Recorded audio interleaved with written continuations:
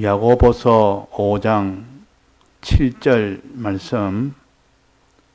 그러므로 형제들아 주의 강림하시기까지 길이 참으라. 보라, 농부가 땅에서 나는 귀한 열매를 바라고 길이 참아 이른 비와 늦은 비를 기다리나니 너희도 길이 참고 마음을 굳게 하라. 주의 강림이 가까우니라. 형제들아 서로 원망하지 말라. 그리하여야 심판을 면하리라. 보라, 심판자가 문 밖에서 계시니라. 형제들아 주의 이름으로 말한 선지자들로 고난과 오래 참음에 본을 삼으라. 보라, 인내하는 자를 우리가 복되다 하시니 너희가 욥의 인내를 들었고 주께서 주신 결말을 보았거니와 주는 가장 자비하시고 긍휼히 여기는 자신이라. 내 형제들아 무엇보다도 맹세하지 말지니 하늘로나 땅으로나 아무 다른 것으로도 맹세하지 말고 오직 너희의 그렇다 하는 것은 그렇다 하고 아니라 하는 것은 아니라 하여 죄 정함을 면하라. 네.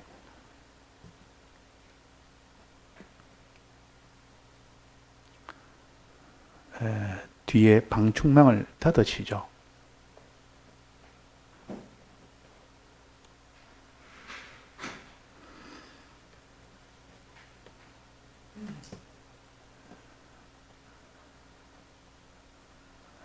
그러므로 형제들아 주의 강림하시기까지 길이 참으라 하는 오늘 이 말씀을 가지고 우리가 이 구원 도리를 깨달아 그대로 살아서 우리가 다 하나님의 복을 받을 수 있는 우리가 되도록 해야겠습니다.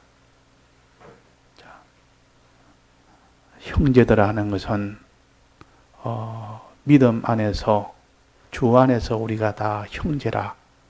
하나님 아버지를 우리의 아버지로 모시는 거민이 똑같습니다. 부모가 똑같으면 다 형제가 됩니다.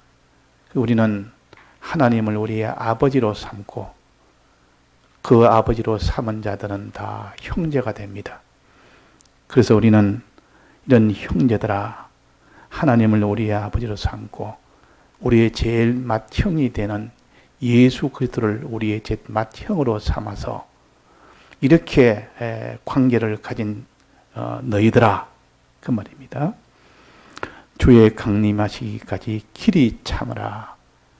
자, 주의 강림이란 말은 예수님이 이 세상에 오시는 것을 가르쳐서 강림이라 그럽니다. 강림은 이 세상에 내려오셨다 그 말입니다. 강림, 하늘에서 땅으로 내려오시는 것을 가르쳐서 강림하신다 그럽니다. 자, 이 강림하시는 주의 강림은 예수님이 다시 오신다는 겁니다. 자, 예수님이 언제 오셨습니까? 맨 처음 오신 때는 언제입니까? 2000년 전에 예수님이 사람의 몸을 입고 그리스도께서 예수로 오셨습니다. 그때 오셨을 때 이름을 예수님이라 그럽니다. 예수님이라는 것은 그리스도가 사람의 몸을 입고 이 세상에 오실 때를 그때는 예수님이라 그럽니다. 예수님이 그리스도 예수께서 이 세상에 왔대서 처음 왔대서 초림이라 그럽니다. 그런데 이 예수님이 2000년 전에 이 구속을 다 완성하시고 이제 성천을 하시면서 내가 다시 오겠다 그랬습니다. 그 다시 오겠다는 것은 성령으로 다시 오겠다는 게 하나 있고 그 다음에는 마지막 날에 내가 다시 오겠다는 것이 있습니다. 이 세상 마지막 날에. 그때는 예수님이 오십니다. 성령으로 오시는 게 아니라 내나 2000년 전에 계셨던 그 예수님이 그대로 이제 주님이 다시 오겠다는 겁니다. 이걸 가르쳐서 재림이라 그럽니다. 두 번째 왔다 그 말입니다. 다시 왔다, 다시 오신다. 주님의 재림이라. 재림으로 오실 때는 성천할 때와 똑같은 그 모습으로 오십니다. 내 앞 죽고 부활하신 후에 성전하시지 않습니까? 많은 사람이 보는 앞에서 하늘로 성전하시면서 내가 다시 오겠다 그래요. 지금 이 재림을 앞두고 있는 우리라. 재림이 되면 어떻게 되느냐? 주님이 오시면 오시기 전과 오신 후의 그 상황을 우리가 좀 알아야 됩니다. 예수님이 오시기 전에는 어떤 일이 생기는 거 아니? 큰 환란이 옵니다. 큰 이런 환란이 옵니다. 이 환란은 어떤 환란인고 하니 예수 믿는 생활을 잘 못하도록, 신앙생활을 못하도록 방해하는 그런 환란이 옵니다. 오고 그 환란이 오는 그것이 마지막은 극도로 달했다가 주님이 이제는 재림하십니다.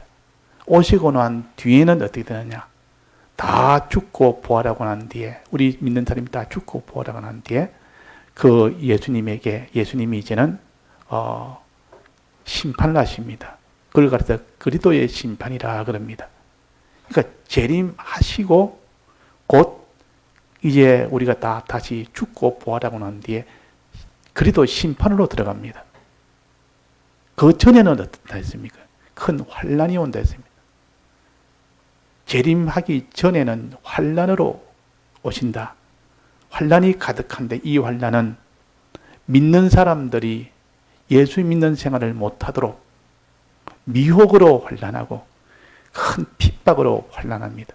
이런 환란이 와서 이 환란을 이길 수가 없도록 이래가지고 마귀가 자기의 남은 때가 얼마 되지 않았기 때문에 자기대로는 힘껏 하지만은 그 모든 계획은 하나님 아버지가 그 모든 환란이 일어나도록 마귀를 그렇게 하도록 다 하신 겁니다. 하나님이 허락하려면 마귀는 그렇게 못합니다. 하나님 아버지가 다 허락을 하니 그 마귀가 자기 딴에는 전부를 다해서 자기 것 만들려고, 전부 믿는 사람을 다 자기에게 종이 되도록 만들려고 있는 힘을 다해서 그 환란을 이렇게 일으킵니다. 미혹하게 하는 그런 환란도 있고 또 거기는 핍박하는 그런 환란도 있고 그 핍박에 못 견뎌서 예수 믿는 생활을 그냥 중단해버거나 미혹이 너무 커서 예수 믿는 생활을 중단하거나 이렇게 하도록 하는 이런 환란이 있다.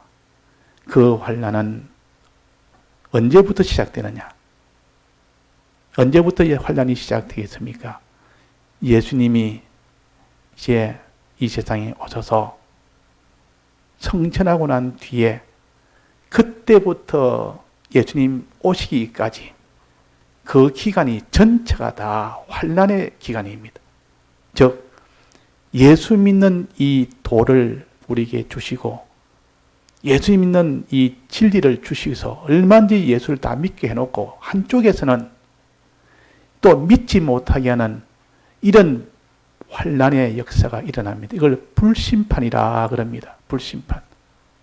불심판의 기간은 예수님 오시기 직전의 그 기간만을 불심판이라고 하지 않습니다. 불심판의 기간은 예수님 오신 그때부터 예수님 다시 오는 그 재림하시는 그 사이에 오는 모든 그 기간, 저 신약시대 전체 기간이 다 불심판 기간입니다. 이 세상에서 만나는 그런 환란의 기간이다 그 말입니다. 근데 그 불심판이 예수님 계실 때보다 차차차차 그것이 강도가 점점 그것이 커집니다. 그러니까 1000년 전보다는 2000년이 더 약하고 2000년보다는 1000년 전이 더 강하고 1000년 전보다는 500년 전에 더 환란이 더 강하고 지금은 제일 강할 때입니다. 그런데 앞으로 시간이 지나면 더 강해집니다. 그래서 환란의 강도는 신약 시대 전체로 본다면 이것이 불심판 때인데 이 기간이 갈수록 점점 환란이 커지다가 마지막 예수님 재림하시는 그 시점이 되면 최고도의 환란이 됩니다. 그때는 이 예수 믿는 이 핍박이 그냥 바로 죽임을 당할 수밖에 없는 그런 핍박이요. 미혹도 너무 커서 그 미혹에 넘어가지 않을 수 없는 그런 최극단의 미혹으로 마지막엔 그렇게 됩니다. 그러니까 지금도 불심판 때입니다. 7년 전도 불심판 때예요. 그러니까 예수님이 이 땅에 오셔서 이 구속을 다 완성하시고 난 이후부터는 지금까지 이 신약 시대는 다 불심판 때인데 그것이 점점점 강해지다가 주님 재림하시면 그때는 해질 때 되면 극도로 해서 그때 이것을 다 못 견디고 노아 때처럼 8식구 외에도 다 거기서 전멸을 당한 것처럼 최고도로 달하는 그런 불심판이 올 때는 아이고 나도 이 예수를 어떻게 이렇게 믿느냐, 이런 세상에서 이렇게 참 고통스럽고 이렇게 핍박이 있는 세상에서 어떻게 내가 예수를 끝까지 믿어야 되겠느냐, 이렇게 좋고 이렇게 참 좋은 것이 많은데 예수를 내가 이렇게 꼭 믿어야 되겠느냐, 이렇게 되도록 미혹과 핍박이 점점 심해집니다. 그래서 다니엘서 12장에 보면 환란이 있으리니, 말세에 환란이 있으리니, 말세는 신약시대를 말합니다. 예수님 오시는 저 말세가 아니고 신약시대 전체가 말세입니다. 마지막 때라 그 말, 추수 때라 그 말입니다. 이 말세에 환란이 있으리니 개국 이래에 없던 환란이 있을 것이요 그랬습니다. 개국 이래에 지금까지 있던 환란이보다 더 큰 환란이 온다 그 말이에요. 그 시점에서는 지금까지 과거에 있던 환란보다 더 큰 환란이 온 겁니다. 그때 보면 다 역사에 없는 환란이다. 이런 역사에 어떤 이런 환란이 있었나? 제일 큰 환란이 왔다. 또 그 뒤에 시점이 되니까 그보다 더 큰 환란이 또 오는 겁니다. 그러니까 그 뒤에 있는 사람들은 지금까지 역사에 없는 개국 이래에 없는 환란이다. 그러니까 갈수록 환란이 커지니까 그 뒤에 있는 사람은 앞에 있는 환란에 그런 일이 없었다고 다 합니다. 지금 코로나와 같은 이런 환란도 지금까지 역사에 없었던 환란입니다. 이 인류 시대에 없었던 환란입니다. 근데 이것이 또 10년 뒤에 20년 뒤에는 이것보다 더 큰 환란이 와서 지금까지 없었던 환란이다 하는 그런 환란이 계속됩니다. 그러니까 환란의 강도는 점점 개국 이래에 없던 환란으로 커지다가 예수님 재림의 직전에는 최고도로 커져서 그때에 핍박을 받아도 미혹을 받아도 환란이 있어도 그때 믿음을 지키는 사람은 참 알짜배기입니다. 정말 하나님 그는 인정해 줄 수 있는 그런 믿음의 사람이고 그때 다 무너지고 노아 때도 마지막 그때 그런 홍수 심판에 그게 다 무너진 것처럼, 자 그래서 우리가 이런 지금 내가 이 환란을 못 이기는데 나중에 더 큰 환란은 어떻게 이기겠습니까? 지금 이겨도 나중에는 더 큰 환란이 오기 때문에 지금 내가 환란을 다 이긴 사람이 되놔야 됩니다. 그것 가지고 부족합니다. 다음에 더 큰 환란이 오게 되는 것도 이길 수 있는 준비도 다 해놔야 됩니다. 그래야 더 큰 환란이 와도 거기에서 다 이길 수가 있죠. 그래서 기름 준비해라 이 말은 지금 환란보다 더 큰 밤중이 올 때 그때도 불 밝힐 수 있는 그 기름 준비가 안 되고 지금 불 밝힐 수 있는 지금 내 신앙생활을 내가 할 수 있는 이 모든 세상도 이기고 환란도 이기고 미혹도 다 이길 수 있는 그런 신앙까지는 지금은 감당을 해도 나중에 더 큰 환란이 오면 감당을 못한다. 그러니까 그 감당할 수 있는 그 기름도 지금 준비해놔야 된다. 지금 준비하고 그때는 준비할 수가 있는 시간이 없다. 환란이 오면 그때 기름 준비한다고 기름 준비하러 간 처녀들은 다 실패했습니다. 그 기름 준비를 할 시간이 안 된다. 너무 급한데 무슨 기름 준비를 합니까? 이 신앙인에서는 고요한 때 오기 전에 환란이 오기 전에 준비해야 이 준비가 되는 겁니다. 그래서 우리가 점점 개국일에 없던 환란이 우리에게 온다. 이 말은 지금보다 다음 환란은 더 큰다. 다음 환란 또 더 크다. 그러니까 지금 환란을 내가 이겼다고, 내가 지금 믿음으로 생활한다고 만족하는 사람은 나중에 큰 환란이 올 때는 다 실패가 됩니다. 지금도 이 신앙생활을 못하는 사람은 나중에는 100% 안 되는 겁니다. 그래서 우리가 참 어디까지 내 신앙이 지금 견고하다 해도 다음 환란에서는 우리가 누가 이긴다고 장담하겠습니까? 더 큰 환란이 오는데. 그래서 이 지혜 있는 처녀는, 슬기로운 처녀는 미리 다 준비했다. 지금은 내가 불을 밝혔지만 한밤중에까지 불을 내가 못 밝히니까 지금 준비를 다 해놔야 되겠다. 준비를 다 해놓고 있다가 한밤중에서도 불을 들킵니다. 왜? 기름이 있었으니까. 자, 그래서 환란이 점점 한밤중이 되면 더 심한 환란이다. 한밤중이라는 말은 환란이 제일 크다 그 말입니다. 그때 신랑이 왔습니다. 그때. 그러니까 우리가 이 믿음 생활을 한다 해도 환란을 준비하는 그 믿음 생활이 되어야 되지. 그 하나님께서 왜 우리에게 환란을 주실까? 환란 없이 그냥 우리가 믿음 생활을 하면 다 구원받고 더 좋지 않을까? 우리의 믿음 생활 내가 하면 다 환란 없이 이렇게 믿음 생활을 하면 다 구원받고 다 어렵지 않게 다 되는데 왜 하나님은 환란을 주어서 그 믿음 생활은 다 실패가 되도록 할까? 자, 왜 그렇겠습니까? 하나님이 우리가 미워서 그렇겠습니까? 우리에게 무슨 다 구원을 주기 싫어서 그렇습니까? 왜 환란을 왜 주십니까? 불심판을 왜 주십니까? 이유가 뭐겠습니까? 우리를 사랑해서 그런 겁니다. 왜 사랑합니까? 환란이 오면 왜 사랑합니까? 환란이 오면 고통스럽고 미혹이 오면 빠지기 쉬운데 이유는 뭡니까? 왜 사랑합니까? 우리의 믿음이 온전치 못하고 우리의 믿음이 굽이지 못하고 우리의 믿음이 깨끗이 못하고 우리의 믿음이 부족함이 많은 그런 믿음이 된다면 그리스도의 심판대 때 그때 심판할 때에 전부 다 실패입니다. 그리스도의 심판 때는 전부 다 영원한 불에 간다 했습니다. 그때에 너희들이 다 그 영원한 나라를 상속받을 수 있는 그리스도의 심판에서 너희들은 이런 복을 받을 수 있는 이 사람 만들기 위하여 믿음을 온전케 하려는 주님의 이 사랑입니다.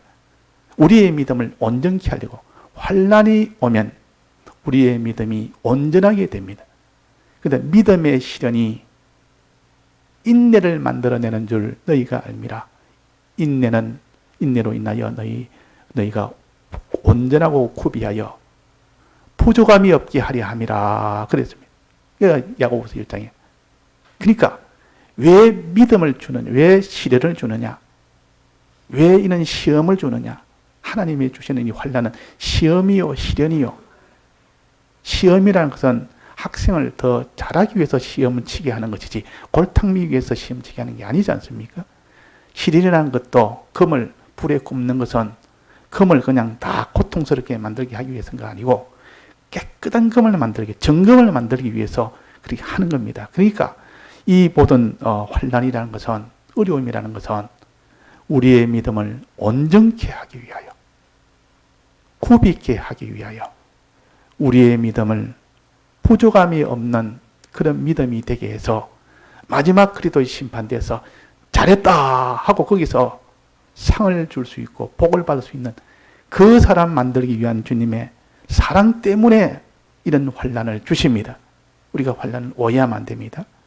내게 모든 믿음 생활하는데 어려움이 오면 어려움이 또 왔다.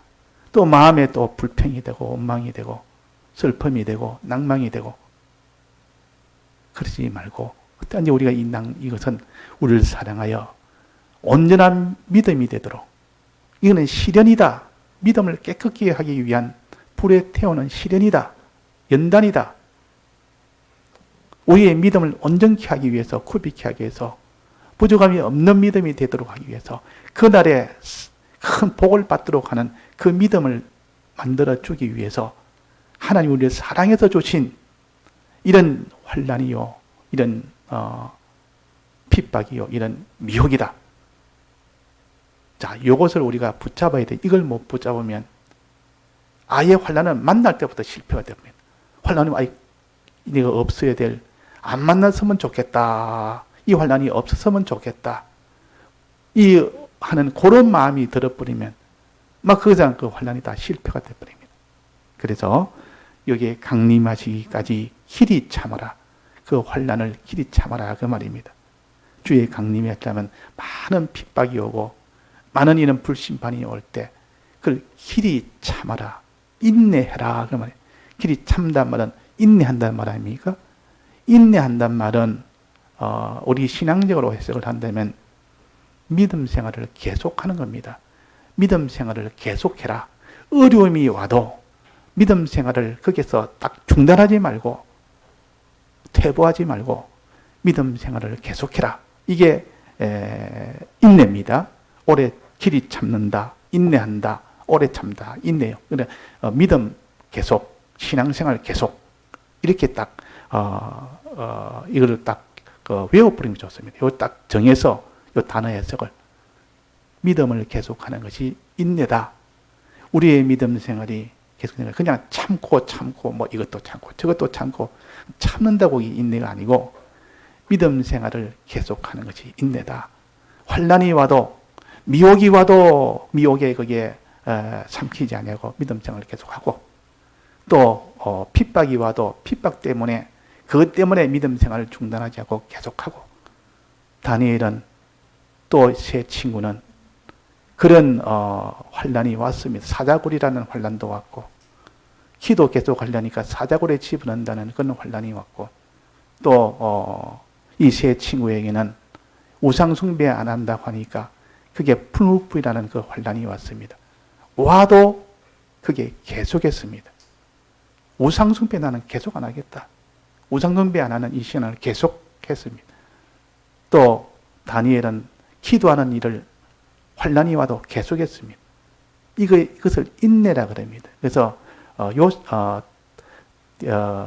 다니엘도 인내했고 세 친구도 인내했다 그 말이에요. 인내하니까 거기에서 그의 믿음이 온전케 된 겁니다. 그의 믿음이 구비하게 됐고 온전하게 됐다. 부족함이 없게 됐다. 믿음이 깨끗한 믿음이 된 겁니다. 그 믿음 가지고 하나님이 그에게 마지막 그리스도 심판대에 복을 막 줄 수 있는 겁니다. 만약에 그런 믿음이 안 됐다면 당장은 그는 환난이 없으니까 좋기는 좋죠. 그는 어려움이 없고 이렇게 좋기는 좋은데 사람이 평안한 것 좋아하는 사람은 어려움이 없으면 야, 이 복이다. 아무런 어려움이 없이 참 좋네. 무사태평하네. 그러나 내 믿음이 온전케 되는 데는 불리한 겁니다.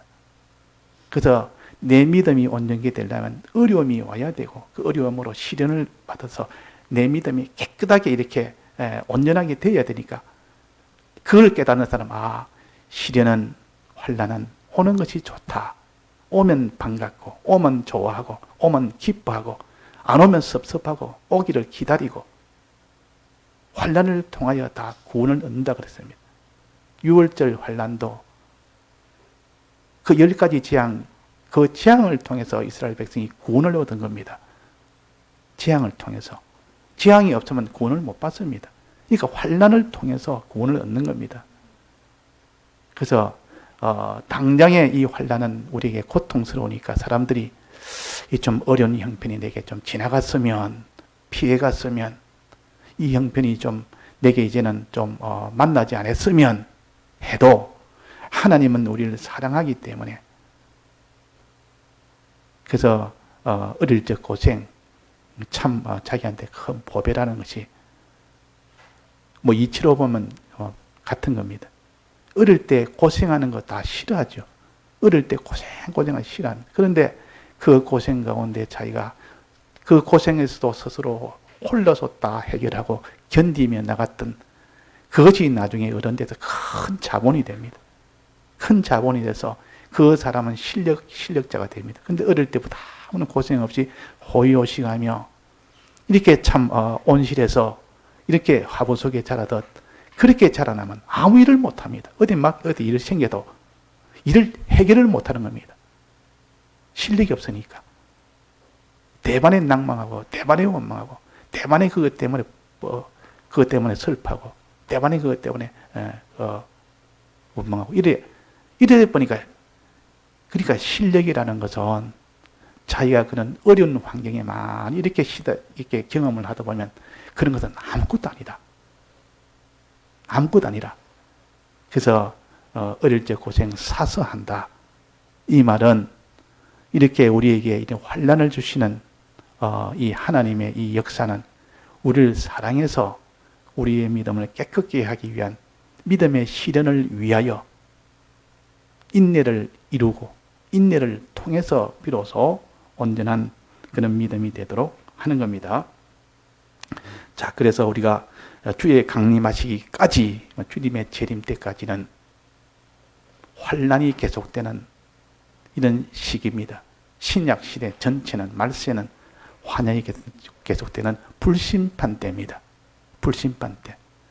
그러니까 환난이 계속된다니까 사람이 좀 두렵고, 참 이거 참 없었으면 좋겠다 하는 이런 생각에서 우리가 완전히 주님의 크신 사랑인 줄 알고 이걸 바꿔야 됩니다. 이걸 바꾸지 않은 이상은 항상 환난 때문에 우리는 환난이 오면 다 실패가 되는 겁니다.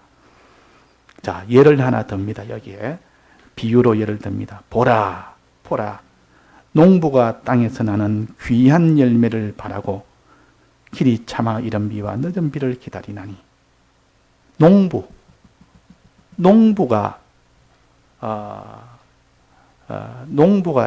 농부의 소망이 뭡니까? 농부의 목적이 뭐죠? 농사 짓는 사람인데 농사 짓는 목적이 뭡니까? 농사 지으면 사람들이 다 인정해 줍니까? 농사 지으면 사람들이 야, 저 참 열심히 한다. 칭찬해 주는 게 목적입니까? 칭찬받는 게 목적입니까? 농사 지으면 뭐가 목적입니까?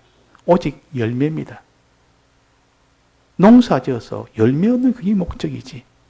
그 열매를 얻을 때 목적이 이루어지는 겁니다. 그래서 이 농부는 첫째, 열매 맺는 것을 목적으로 삼아야 됩니다. 이런 사람이 농사 짓지, 이걸 목적으로 삼지 않고 그냥 소일거리로, 다른 사람이 일하니까 나도 일 좀 해야 되겠다 이래서 그냥 농사나 짓지. 그 사람은 열매를 목적으로 하는 것이 아니고 그냥 소일거리로 하기 때문에 나중에는 그 사람은 농사를 못 짓습니다.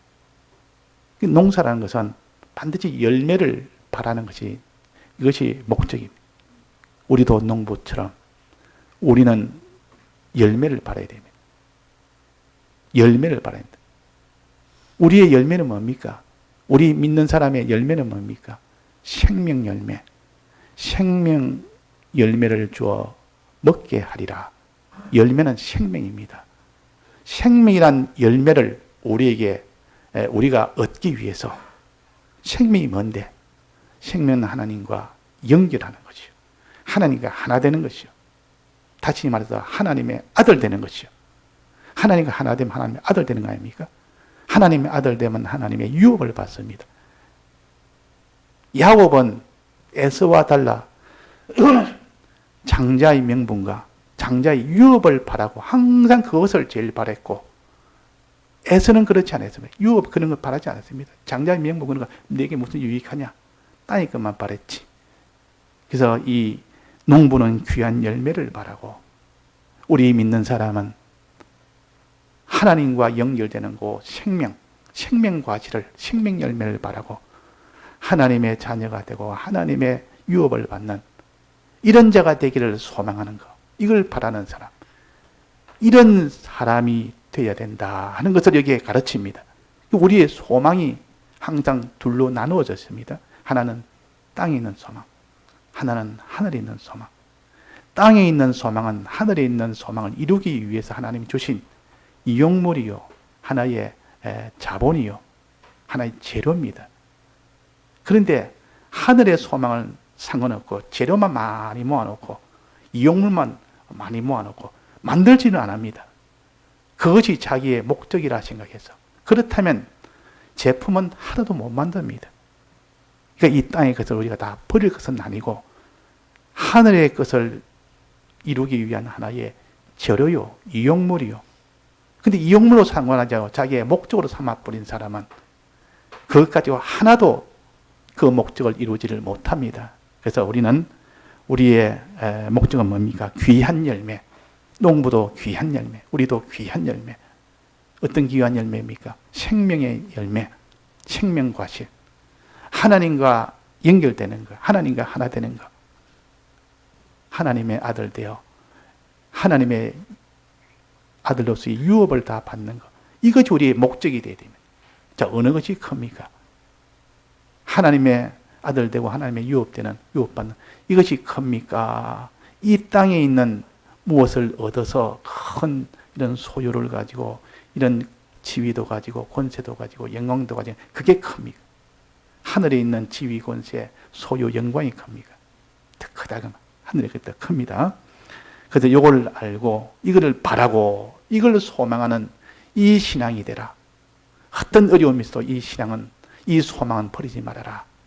두 번째, 자, 두 번째는 뭡니까? 귀한 열매를 바라고 길이 참아, 끝까지 참아 환난이 있어도 어떤 미혹이 있어도 끝까지 참아서 계속해라. 무엇을 계속하느냐? 이른 비와 늦은 비를 기다린다. 농부는 이른 비와 늦은 비를 기다려서 농사를 짓지. 이른 비가 없고 늦은 비도 없고 비가 없으면 그 농사는 다 절단입니다. 1년 내내 비가 안 오면 그 땅을 황무지라 그럽니다. 황무지에는 아무런 열매가 없습니다. 하늘에서 비가 내리지 않으면 그곳은 다 이렇게 황무지가 되기 때문에, 광야이기 때문에 그거는 심고 키우고 열매를 얻을 수가 없습니다. 그래서 그 농부는 항상 비를 내기를 이렇게 소원합니다. 그 사람의 힘으로 안 되지 않습니까? 비는 사람의 힘으로 안 됩니다. 내 힘으로 무슨 우량을 이렇게 해가지고 비를 만들, 이게 아니고 하늘에 이 비를 바라며 이렇게 이거를 소망하며 이것을 위하여 이렇게 바라며 사는 것이, 기다리고 사는 것이 농부입니다. 그래서 비가 흠뻑 오면 막 그냥 거기다 풍년이 된다 말이에요. 비가 안 오면 흉년이 돼버립니다. 보통 흉년이 됐을 때는 비가 가뭄이 계속되면 거기에 있는 열매가 바짝 말라서 결실을 못합니다. 그러나 그게 비가 뜨문뜨문 자주 이렇게 오는 곳은, 강수량이 많은 곳은 항상 거기에는 많은 열매가 맺히는 그런 일이 됩니다. 하늘의 비에 따라서 그 식물이 자라고 못 자라고 하는 이런 것이 되니까 농부는 자연적으로 비 오기를 기다리는 것이 당연한 겁니다. 자, 우리 믿는 사람은 이른 비와 늦은 비를 기다리는 것은 무엇을 가리킵니까? 우리에게는 이른 비와 늦은 비. 이른 비는 농사를 밭을 심을 때 그때 비가 한번 쫙 와야 됩니다. 이스라엘은 이 비가 강수량이 작아서 1년에 한 두세 번 옵니다. 몇 번 안 옵니다. 우리나라처럼 자주 비가 안 옵니다. 우리나라가 자주 오는 이는 벼를 심습니다. 그는 벼는 물을 갖다가 많이 잡아먹기 때문에 물을 잠겨가지고 물에 푹 이게 잠겨야 이 논에 벼가 자랍니다. 그러니까 그는 비가 적은 나라에서는 이런 논농사를 못 짓습니다. 비가 적은 나라. 항상 물이 잠겨 있어야 되니까. 그런데 우리나라 같은 데는 비가 충분하기 때문에, 강수량이 많기 때문에 충분히 논으로 해서 벼를 삽니다. 그런데 비가 없는 데는 다 밀이나 보리나 그냥 빗물이 없어도 1년에 한두 번 오도 그것 가지고 그냥 잘 자랍니다. 그래서 이 이스라엘 땅에는 이렇게 밀이나 보리 농사를 짓습니다. 1년에 한두 번 오는, 요 두 번 오는 요것이 안 온다면 아예 심지도 못하고 마지막 결실이 안 됩니다. 이런 비가 있어야만 결실이 되고 심을 수 있고, 또 늦은 비가 와야만 마지막 결실이 딱 이루어집니다. 이것을 기다리는 것이 농부다 그 말이에요. 우리 믿는 사람에게는 뭐가 필요하느냐? 진리의 말씀이 필요합니다. 이런 비는 진리의 말씀이요. 진리의 말씀의 은혜를 우리가 못 받으면 그 사람은 신앙생활을 못합니다. 바짝 말라버립니다. 신앙이 바짝 말라버립니다. 말씀을 듣는 일을 못하면 차차 신앙이 말라서 나중에는 그냥 불신자가 되어버립니다. 몸은 끄덕끄덕하고 그냥 교회를 다니는데 모든 생각이나 방향이나 그 모든 인질이나 모든 행동이나 철이나 불신자와 똑같이 되어버립니다. 또 두 번째 은혜는 성령의 은혜입니다. 성령의 은혜. 마지막 결실 때에 그때 비는 늦은 비는 성령의 은혜라. 성령의 은혜가 우리 속에 와야 되고 말씀의 은혜가 우리 속에 와야 되고 이걸 둘 합쳐서 진리라 그럽니다. 진리라는 것은 주님의 이 대속의 은혜를 받도록 도와주는 겁니다. 이것을 잘 믿도록 주님의 이 대속을 믿기는 믿어야 되는데 주님의 대속대로 우리가 그대로 살아야 되는데 믿는 것도 어렵고 사는 것도 어렵지만은 그러나 이 하늘에서 내려오는 이른 비와 늦은 비, 즉 말씀의 은혜와 성령의 은혜를 받으면 주님의 대속을 믿고 그대로 행할 수가 있습니다. 이 은혜를 늘 구하는 사람, 이것이 그 사람이 마지막에 다 결실을 맺을 수 있는 두 번째 일입니다. 첫 번째는 귀한 열매를 바라는 것, 두 번째는 이른 비와 늦은 비를 기다리는 것, 길이 참아 끝까지 주님의 말씀의 은혜를 사모하고 또 주님의 성령의 은혜를 받기를 힘쓰고 이렇게 이걸 구하기를 자꾸 기도하고 힘쓰고 기도하고 힘쓰는 이런 사람이 되어야 된다. 그러면 과실을 맺을 수 있다. 이제 세 번째입니다. 세 번째 8절입니다. 너희도 길이 참고 마음을 굳게 하라. 너희도 길이 참고 마음을 굳게 하라. 이제 비만 내리고 그래 한다고 다 농사가 됩니까? 귀한 열매 바라고 비가 쭉쭉 내리고 그러면 그 다음에 해야 될 게 뭡니까? 이제는 그걸 가꿔야 될 거 아닙니까? 그걸 맨날 쳐다보며 가면서 가꾸고 이러고 갖다가 잘 자라도록 또 무슨 벌레도 잡아줘야 되고 또 무슨 물길도 안에 들어가도록 만들어줘야 되고 이렇게 너무 물이 많으면 물도 빼줘야 되고 물이 없으면 물도 좀 들어가도록 옆에 있는 물을 갖다 당겨서 해줘야 되고 이렇게 종일의 수고를 해야 됩니다. 이런 농사의 이 수고를 가르쳐서 여기에 마음을 굳게 하고 마음을 굳게 하고 마음 굳게 하는 수고를 해야 됩니다. 마음을 굳게 한다는 말은 마음으로 믿는 일, 예수님에 대해서 믿는 일을 굳게 해라. 견고하게 해라. 흔들리지 말아라. 예수 믿는 이 일을 너는 그를 너가 흔들리지 말아라. 조금 어려움이 좀 오면 예수 믿는 이 예수 믿음이 다 흔들려서 예수를 안 믿는 사람이 되어버립니다. 마음으로 믿어야 되는데 예수님의 사활에 대해서 이 은혜를 내가 마음에 주님 날 구속하셔서 날 대해서 죽고 부활하심으로 날 대속하셨다는 것을 이 믿음이 흔들리지 않아야 됩니다. 이 믿음이 흔들리면 안 믿는 사람이라. 그래서 우리가 이 믿음을 가지도록 하고 가진 것을 굳게 하라면 흔들리지 말아라. 왜? 환난이 자꾸 오니까 미혹도 오고 핍박도 오고 이러면 예수 믿는 이 마음의 믿음을 갖다가 다 이렇게 버려버리기 쉽습니다. 이 세상에 거기에 휩쓸리다 보면 세상에 이것 좋아하고 저것 좋아하고 이것 보고 저것 보고 거기에 마음 기울이고 염려 걱정 그거 다 쓰고 보면 예수님 믿는 그 마음이 없어져 버리고 텅 빈 마음이 돼버려요. 이 세상을 믿고 의지하는 그런 마음밖에 없습니다. 그러면 안 된다고. 그래서 여기에 길이 참고 마음을 굳게 하라. 이거를 계속해라. 마음으로 예수님에 대해서 믿는 것을 계속해라.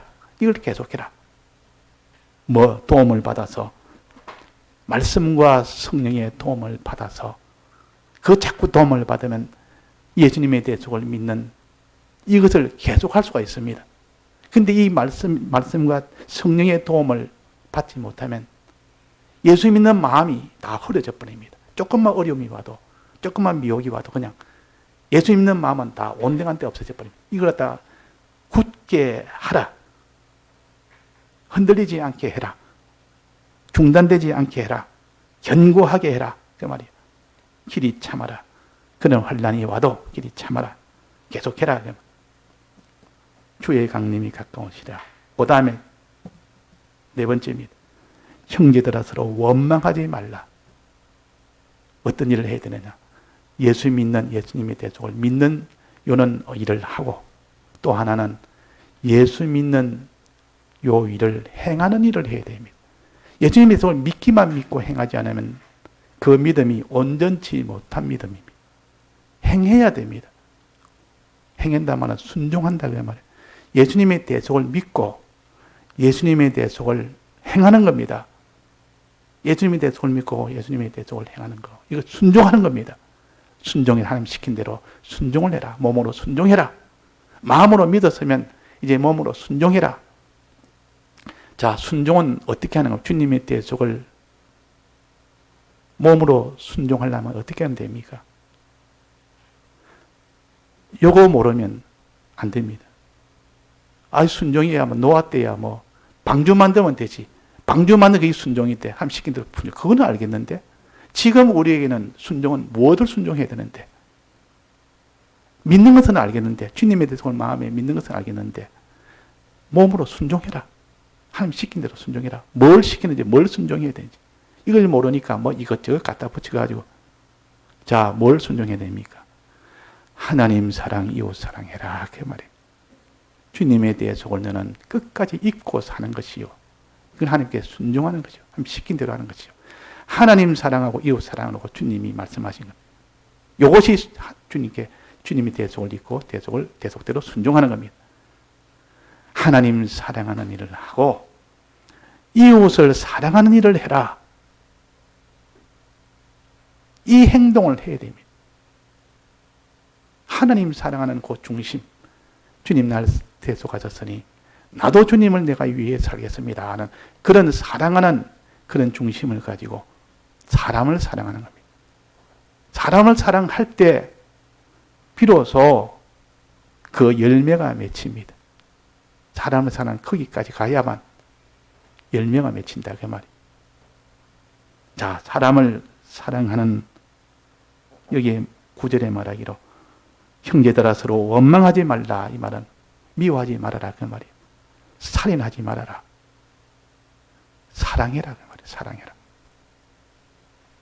자, 6계명은 살인하지 말란데 그것은 미워하지 말라는 뜻이요. 원망하지 말라는 뜻이요. 사랑해라 그 말입니다. 이웃을 내 몸처럼 사랑해라. 하나님을 사랑하고 사랑함으로 이웃을 사랑하는 자가 되라. 이것이 하나님 시킨 대로 하는 겁니다. 순종하는 겁니다. 자, 그래서 형제들아 서로 원망하지 마라. 형제들아 서로 사랑해라. 자, 마음으로는 주님의 이 대속을 믿고 몸으로는 하나님 시킨 대로 순종하되 그 순종은 곧 하나님 사랑하고 이웃을 사랑하는 것이라. 그럼 내가 사랑을 안 합니다. 내가 다른 사람 사랑 안 하고 다른 사람이 이렇게 죽든 말든 나는 그를 갖다가 내버려 두고 오히려 다른 사람 미워하고 신앙 살인을 하고 신앙에 손해를 보이고 그렇게 하면 그 사람이 열매를 맺겠습니까? 못 맺겠습니까? 열매 못 맺습니다. 다른 사람을 사랑하는 여기까지 와야 된다 그 말이에요. 우리 공가에 보면 예수님 잘 믿고 하나님 시킨 대로 하면 구원된다 그랬습니다. 예수님 믿는 마음으로 믿는 생활과 어떻게 어려움이 와도 어떤 환난에도 계속해서 믿고 또 어떤 환난이 와도 하나님 사랑하고 이웃 사랑하는 것을 해라. 이웃 사랑할 때 전부 다해서 해라. 자, 이웃 사랑을 어떻게 하는 것이 이웃 사랑인지, 어떻게 사랑하는 것이 하는 것이 이웃 사랑인지, 어떤 말을 할 때 이웃 사랑인지, 아무 말이나 그냥 이 사람 저 사람에 대고 아무 말이나 너 복 받을 수 있어. 너 이거 열심히 하면 복 받을 수 있어. 너 공부 열심히 하면 복 받고, 너가 이렇게 기술 이거 잘 익히면 너 복 받고, 이렇게 해서 사랑하게 될지, 우리의 말을 어떤 말을 해야 사랑해야 될지 12절에 나옵니다. 12절에 어떤 말을 해야 될지. 사랑하는 말은 어떤 말입니까? 형제들아 무엇보다 맹세하지 말아라. 맹세하는 것은 사랑하는 말이 아니에요. 맹세란 말은 장담한다는 뜻이요. 자기가 이거 하겠다, 이거 해주겠다, 이게 다 맹세 아닙니까? 호언장담하는 거. 우리는 하나님이 주권자입니다. 하나님이 해주셔야 되는 것이지 내가 뭘 맹세하겠다, 내가 이거 하겠다 저거 하겠다, 그건 다 속이는 말이요. 그 사람을 속이는 말이요. 그 사람을 사랑하는 말이 아니요. 우리 그래서 맹세하지 말아라. 내 말을 하지 마라. 너가 주권 자인처럼 나를 따르면 내가 너에게 앞날에 뭘 것 다 책임지겠다. 네가 이러하면 내대로 하면 네가 복을 받을 것이다. 나를 따라라. 맹세하는, 이건 어디서 나온 겁니까? 자기 속에서 나온 겁니다. 자기 속에서 나온 그런 말을 하는 것은 그건 사랑하는 것이 아니요, 미워하는 것이지. 어떤 말을 해야 됩니까? 맹세하지 말고 오직 너희의 그렇다 하는 것은 그렇다 하고 아니라 하는 것은 아니라 하라. 꼭 요 말만 해라. 이 말이 사람을 사랑하는 말이다. 참 사랑하는 말은 그렇다 하는 것은 그렇다 하고 아니라는 것은 아니라. 누가 그렇다는 것입니까? 하나님이 그렇다 하는 것은 너희들이 하나님이 그렇다 한다. 하나님이 아니라 하면 하나님이 아니라 한다. 이 하나님의 말씀은 그대로 이루어지는 천지는 변해도 변치 않는 진리의 말씀이요. 진리의 말씀을 전해줘서 말씀을 전해줘서 그 진리를 믿고 그 진리대로 살 때 그 사람이 복을 받고 구원을 얻기 때문에 그게 사랑의 말입니다. 사랑의 말.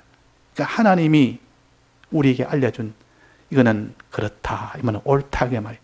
하나님이 옳다는 것은 옳다 하고 아니라는 것은 아니라 하라. 다른 데도 그렇게 나왔습니다. 여기는 그렇다는 것은 그렇다 하고 이 말은 하나님이 그렇다, 하나님이 이거는 옳다 할 때 그 말 듣고 야, 이거 하면 그거는 옳은 일이다. 그거 옳다. 그렇게 해라. 또 하나님이 이거는 아니라. 하나님이 아니라 하면 내 마음에 뭐 어떻든 네 마음이 어떻든 누가 세계 전체 통계가 어떻든 그런 거 보지 말고 그건 아니라. 그러면 그는 결국 마지막 화를 받는다. 요렇게 말씀을 가지고 요렇게 바로 말씀대로만 증거해 주는 이것이 사랑하는 겁니다. 그 사람이 나중에 그 말씀으로 인하여 그 구원을 얻게 된다 그 말입니다. 그래서 우리가 남을 속이는 말, 남에게 해를 주는 말이 뭡니까? 여기는 맹세하는 말입니다. 자기가 주권자 있는 차는 주권자도 아니면서 야, 내가 이거 1년 뒤에 내가 너 큰 내가 있는 거 다 줄 테니까 너 내 시킨 대로 해라. 너 부자 되게 만들 줄 테니까. 자기 주권자도 아니면서. 그래서 온갖 뭐 있는 걸 다 끄잡아 당겨서 우리는 맹세란 말은 하지도 말고 믿지도 말고 사람에서 나온 거니 그건 다 거짓말이에요. 근거가 없고 보장이 안 됩니다. 하나님에서 나온 것은 보장이 됩니다. 하나님은 주권자이기 때문에, 사람은 주권자가 아니기 때문에 보장할 수 없습니다. 이 말 저 말한 거 주되고 하니까 그분은 결혼을 또 하는데 어떤 남자가 그 신부가 될 사람한테 내가 결혼하면은 내가 지금 이런 계획을 가지고 있습니다. 나는 과거에 이런 일을 해왔고 저런 일 해왔고 지금 내가 사업을 몇 개 벌리나고. 그러니까 그 말 들으니까 이는 큰 부자가 되겠다 그 말이에요. 또 박력도 있지. 내가 당신 나하고 결혼하면 내가 행복하게 해줄 수 있습니다. 이러니까 그 말 들으니까 좋아가지고 더 결혼을 합니다. 또 어떤 사람은 또 보는데 남자가 말을 잘 못합니다. 내가 당신 결혼해도 내가 잘해줄 수 있는 보장이 없습니다. 그래서 내가 힘껏 내가 하기는 하겠는데 하나님이 복 주면 되는데 내가 힘껏 하기는 하겠습니다. 그러나 보장은 안 됩니다. 이런 사람은 하나님에게 달려있다. 우리 죽고 살고 복 받고 향해 달려있다. 이렇게 자기가 자신만만하게 자기 주장을 말 못하고 하나님 말밖에 못하는 겁니다. 이게 믿음의 사람이에요. 그런데 자기 주장을 척척합니다. 내가 이렇게 했고 내가 저렇게 했고 이러니까 이 사람이 보면 굉장히 다 하겠다 싶거든. 그 어리석은 신부는 그 말을 더 믿습니다. 하나님도 아닌데 또 하나님처럼 말하니까 그 하나님처럼 보인다 그 말. 자, 그래서 우리는 이런 그렇다 하는 것은 그렇다 하고 하나님이 그렇다는 것은 그렇다고 하나님 아니라는 것은 아니라 해라. 요 말 들으면 그 말을 가지고 다 그 말씀은 그대로 이루어지기 때문에 이건 하면 안 되는구나. 이거 안 해야 되겠다. 이거 하라구나. 이건 해야 되겠다. 힘들어도 해야 되겠다. 그리 하고 나니까 나중에 하나님이 복을 준다 그 말이에요. 그 사람을 사랑하는 길이요. 맹세하는 것은 이것은 주권자가 아니면서 자기 주권자 인정하는 이거는 다 호언장담하는 것이기 때문에 이건 다 거짓말이에요. 우리를 사랑하는 방편의 말은 이런 겁니다. 성경 말씀을 전해주는 겁니다. 하나님 말씀을 전해주는 겁니다. 하나님 그거 안 된다 했다. 그러면 저주받는다 했다. 신명기 28장에 보면 이렇게 하면 복받는다 했다. 이렇게 하면 저주받는다 했다. 그 말을 딱 전해주는 겁니다. 그래서 이스라엘 백성이 이 가나안 땅에 처음 들어가서 하나님이 여호수아에게 맨 처음 가서 해야 될 일이 있다. 세겜 땅에 가면 그 큰 산이 두 개 있는데 그 산 두 개에서 하나는 거기는 저주를 외치는 산이 되고 하나는 하나님의 복을 외치는 산이 되게 해라. 그 두 팀으로 나눠가지고 그 산의 양쪽에 올라가서 하나님의 저주가 되는 그 계명을 읽어서 다 선포하고 한쪽에는 하나님께 복받는 계명을 다 선포해서 그렇게 다 선포해서 다 읽어서 알게 하고 그래 모든 백성이 하나님의 계명대로 이렇게 하나님이 하지 말라는 건 다 저주가 되고 하나님이 하라는 건 다 복이 된다. 이거 다 만방에 자기 스스로 전부 알도록 그 두 산 위에서 그 상동이 서로 마주보는 상동이 산입니다. 그러니까 저주와 이 하나님의 복은 하나님 말씀대로 행할 때 그대로 된다는 거죠. 그러나 말씀을 떠나가 하나님이 아니라 하는 것은 반드시 저주가 되는 겁니다. 그래서 사람을 사랑하는 방편입니다. 사람을 사랑하는 방편이에요. 말을 잘하는 사람. 그 사람 말 들어보니까 1시간만 말 들어보니까 이제 내가 그 사람 때문에 내가 부자 되겠다. 그 사람 때문에 내가 이제는 먹고 사는 건 안심되겠다. 그런 건 다 거짓말이거든. 믿음 생활 잘하면 부자 되고 믿음 생활 안 하면 그는 다 망하게 된다. 이것이 말은 못해도 그 말은 하나님이 보장하는 말이에요. 그렇게 해서 사람을 사랑해야 되지. 뭐 이것저것 해가 이것도 끌어모으고 저것도 끌어모으고 다 끌어모아가지고 앞으로 내가 더 끌어모을 수 있다. 자, 그래서 우리가 주의 강림하시는 거, 주의 재림하시는 거, 이 재림을 앞두고 큰 환란이 있다. 그 환란이 올 때는 큰 환란이 와도 끝까지 견디고 계속 믿음을 계속해라. 어떤 믿음 계속하느냐? 귀한 열매를 바라는 거, 이거 계속하고 그 다음에 늦은 비와 이른 비에 진리와 말씀과 성령의 은혜를 구하는 일을 계속하고 또 내 마음을 굳게 하여 예수 믿는 이 예수 믿는 그 믿음의 마음을 굳게 하고 계속하고 또 그 다음에 사람을 사랑하는 사랑하는 것을 계속해라. 그러면 내게 하나님이 내게 귀한 열매를 주어서 하나님의 자녀가 되고 하나님의 유업을 받는 그런 열매를 맺게 된다 하는 것을 우리에게 가르칩니다. 다 같이 통성으로 기도하시다가 기도하시겠습니다.